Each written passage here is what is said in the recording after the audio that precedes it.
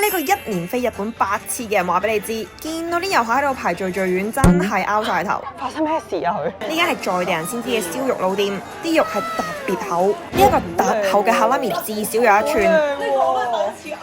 唔止1cm 啊，1寸啊！號稱全東京最強 French Toast 嘅 No.4，足排咗我成粒鐘啊！但係絕對唔後悔。佢好似棉花咁鬆啊！最後仲俾我誤闖入呢一個超得意嘅寵物神社。最近咧，因為屋企嘅狗狗咧有啲身體健康問題啦，咁一直都好擔心啊！竟然緣分之下俾我遇見到呢個神，應該係唔係應該一定係上天賜咗呢個機緣巧合嘅情況俾我嚟呢度幫佢許願，好黐線呢件事。Hello， 大家好，我係阿陳。如果你係新觀眾，呢個系列我會同大家分享日本深度嘅旅遊資訊，幫大家揾更加多日本秘境，體驗各種千奇百趣嘅活動同埋特色美食。Hello， 大家好，早晨，我係阿陳。咁今日咧，我哋就喺東京覓食啊！而家第一餐咧，我哋諗住咧去食呢個早午餐啊，係近年嚟喺東京好有人氣嘅食 French Toast 嘅餐廳嚟㗎，已經到咗啦。貌似唔使排隊，但係好似冇人嘅，咩事啊？唉，咩嚟到2點先開，黐線啊！點解佢冇開啊？有啲癲咁，鑑於咧本身想食呢間餐廳，突然之間話停電啦，2點鐘先開門，咁我哋而家咧就喺附近迅速啊，又揾咗第二間，行多6分鐘即刻過到嚟呢一間咧係專食鰻魚飯嘅，咁佢係白名店嚟㗎啦，好彩都俾我哋揾到一間嘢可以食到，如果唔係唔知點算啊！間咧會2點至3點鐘翻去 No.4 啦，咁而家就首先嚟食咗呢個鰻魚飯先，速睇啊，好肚餓我哋。哇！嚟咗啦，我哋呢個鰻魚。咁上面係鰻魚啦，下邊就係飯嚟嘅。其實我好少食鰻魚飯，所以我冇乜研究。第二，你一個中意食鰻魚飯嘅人嚟講，你覺得呢個係啲魚比較紮實，比較紮實？係我自己覺得。有冇白名店嘅質素啊？我還好啦，冇話覺得好好食。有冇後悔嚟咗啊？又冇啊，因為一定唔係人食，冇話超出色咯，係咯，冇經驗咯。有分4款大小嘅，全條鰻魚嘅頭尾都有。佢呢個鰻魚咧睇上去係幾肥美㗎。咁食鰻魚飯咧係 must 加呢一個山椒粉啦。喂，因為即係好炭火燒嗰種香味。我覺得佢呢個鰻魚咧都算黏口，但係唔夠香咯。鰻魚我覺得佢都尚算肥美嘅，都 OK 嘅我覺得。我 keep 住有人，都好食，只係白名店嚟講有啲保留啫。係啊，當初睇白名店 set 個 expectation 好高。係啦，因為我哋對佢期望太高啦。期望好高。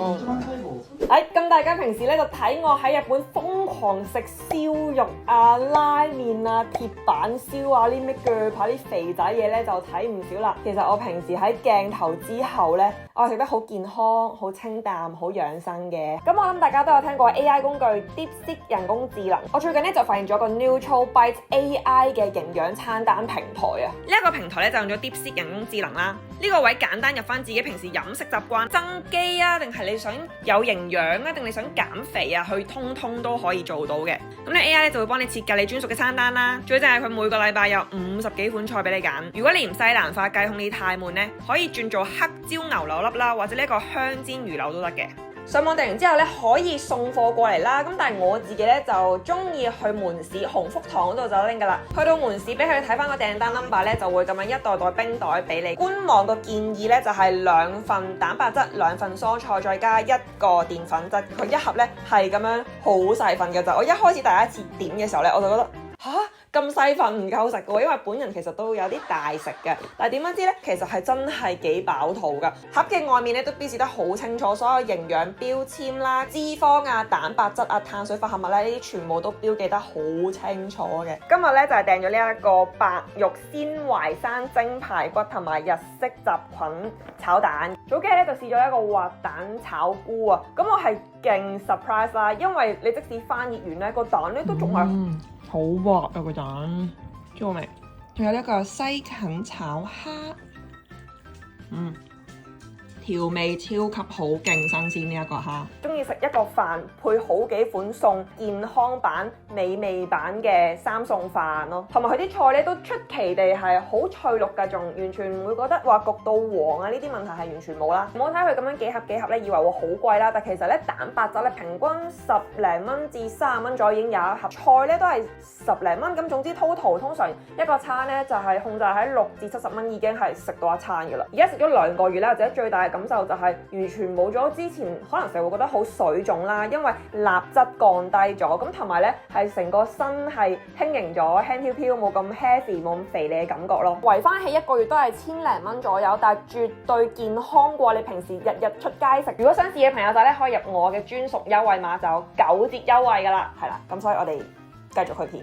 食完個鰻魚飯咧，仲未夠鐘去 number 4，經過呢一間叫做市谷龜岡八幡神社啊。咁我再上網睇一睇資料咧，原來呢個神社係專門可以帶寵物一齊嚟參拜嘅神社嚟㗎，可以為寵物祈求呢一個嘅健康啦。所以而家咧周圍都見到好多寵物啊，即係啲主人咧會同埋啲狗狗一齊過嚟咯。日本好多神社咧，其實基本上全部神社都係唔可以帶寵物嚟㗎，因為喺日本嚟講咧，佢哋會覺得寵物係一樣唔乾淨嘅嘢啦。咁所以基本上咧係唔可以帶寵物嚟神社，但係呢個神社竟然係可以帶埋寵物嚟之外咧，仲要係幫寵物祈福㗎。可以最近咧，因為屋企嘅狗狗咧有啲身體健康問題啦，咁一直都好擔心啊。竟然緣分之下俾我遇見到呢個神社，我覺得係好癲咯！呢件事應該係唔係應該係一定係上天賜咗呢個機緣巧合嘅情況俾我嚟呢度幫佢許願、幫佢祈願咯。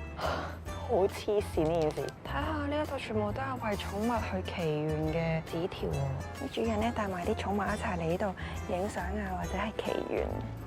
入呢個神社拜拜之前咧，穿過呢一個茅之輪啊，喺呢個圈度咧打8字行3個圈嘅，誠心咁行就得㗎啦。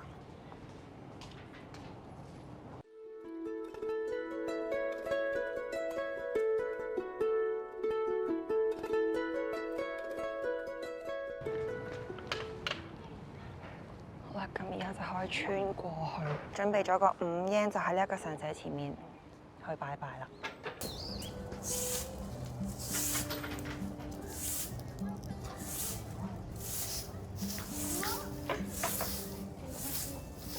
好有趣啊！呢啲籤咧，原來係可以祈求你會遇見到同你 match 嘅狗狗啦，或者貓貓。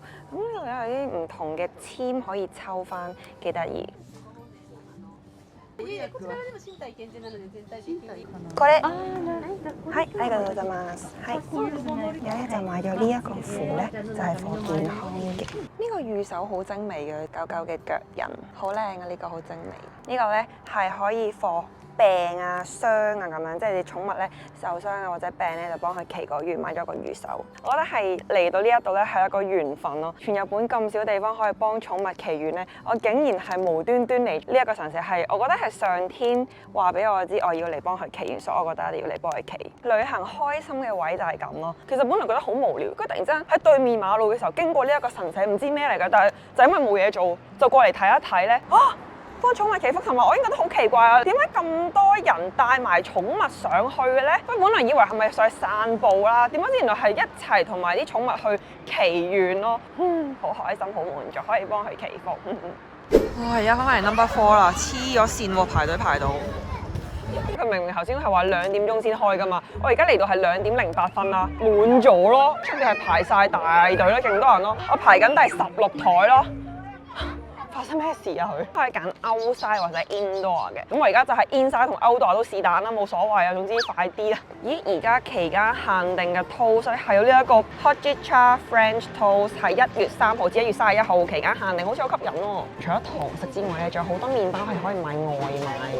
哇，有呢啲芝士麵包啦 ，Danish 係嘅有啲 toast。take out 係一嘢買咗5個包呢度，有啲 Danish 啦、酥啦，買2000嘅啱啱好。喺呢個度㗎嘛，係。哇！哇，勁鬆啦佢真係好似棉花咁鬆咯。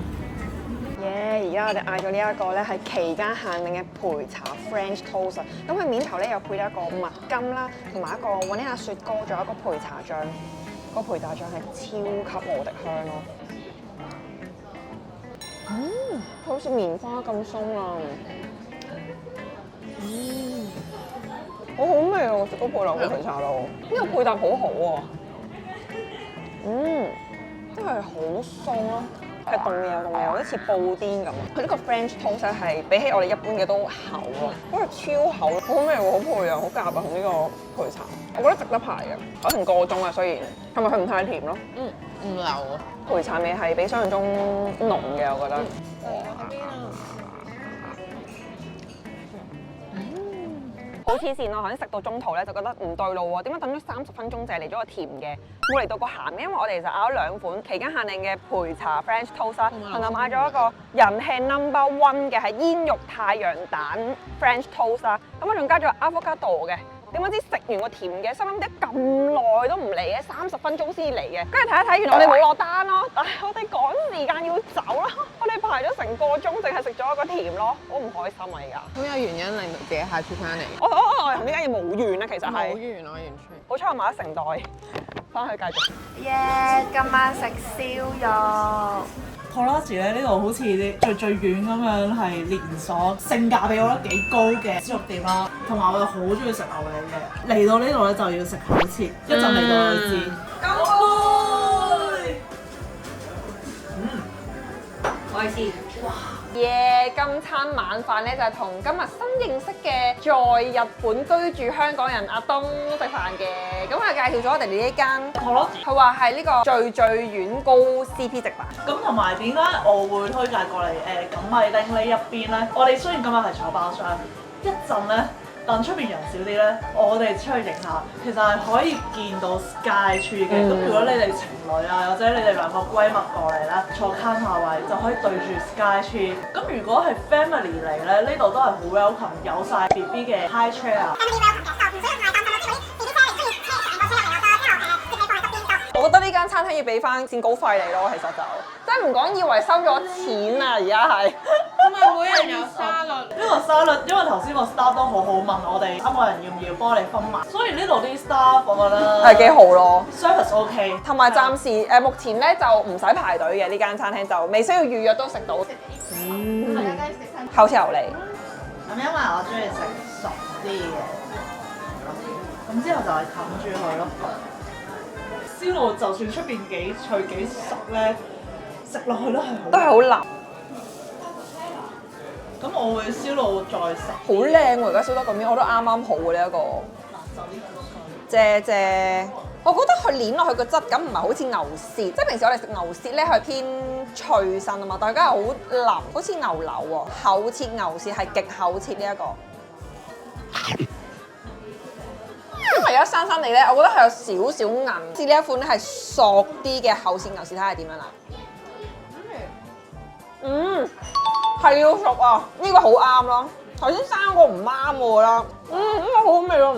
佢熟咗之後咧，都有翻牛舌嗰脆嘅口感，跟住啲肉汁係爆晒出嚟咯，好味喎。呢個厚切牛舌咧，即係3500 yen 6條，即係其實200蚊港幣都唔使咯，就一盤咯，勁抵。啱啱好，好脆啊，好味啊！呢個係一個上卡路比，哇，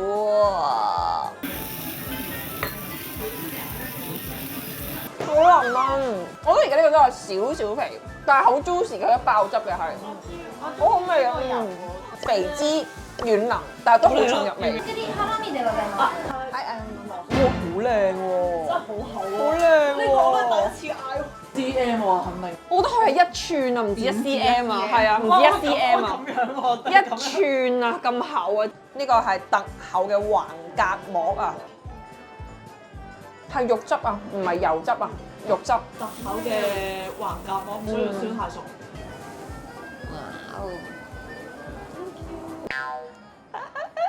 呢一個係卡路比，而家試下呢個卡路比先。係冇咁肥嘅，真係好明顯冇咁肥。冇咁 juicy 同埋佢呢個醃得有啲黑。係，我覺得係上好味啲嘅，的確有分別嘅。2500 yen 同1850 yen 係有分別。咕咧嗰啲咧都係一啲肉碎攣埋一嚿。哦，免治肉球咁樣。係啊，專食牛啊嘛，即係牛脷嘅肉球。哦，好特別喎！好似漢堡扒咁喎。哦，而家試下呢一個係一個免治牛肉球，但係佢用牛舌整嘅喎。啱唔啱呢個 texture？哇，係喎，錯錯地嗰壇嘢。佢調味係 O K 嘅，佢肉質唔得哦，好散啊。同埋佢尤其是用牛舌整咧，覺得個騷味仲勁咗啊！而家係。完飯之後咧就送呢一個佢自己出牛奶雪條。我覺得係好食過 supermarket 嘅雪條咯，佢甚至係有啲，佢冇咗嗰個E嘅牛奶糖咯。咁所以今集就係咁多啦。如果大家中意嘅話，記得 comment、like、share。我哋下集再見，拜拜。我哋。